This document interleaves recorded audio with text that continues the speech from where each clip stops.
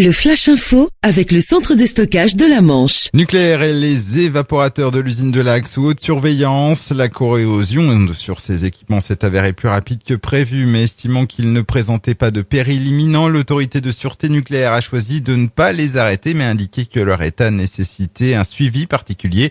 À La Hague, il y a 6 évaporateurs. Ils sont chargés de réduire le volume des produits de fission avant leur vitrification.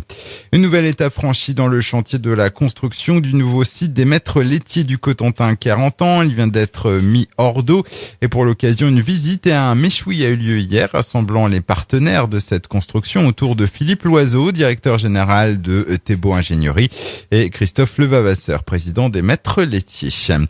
À la suite de travaux de voirie, 5 obus historiques ont été découverts hier dans l'enceinte de la base nautique de Cherbourg. Le groupe des plongeurs des mineurs de la Manche a procédé en fin d'après-midi à la neutralisation de ces engins.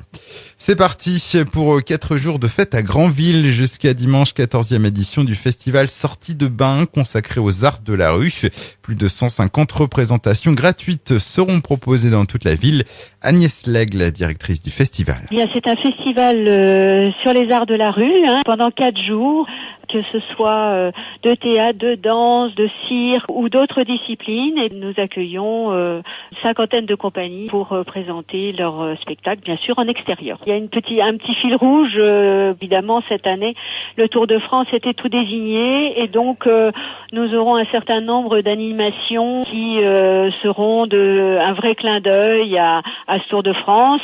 Alors, pas très sérieux parce que, nous voulons aussi garder ce côté festif et surtout ludique du ton du festival. Agnès Lègle au micro de Guillaume, et toutes les informations pratiques sur ce festival sont accessibles depuis leur site www.sortiedebain.com.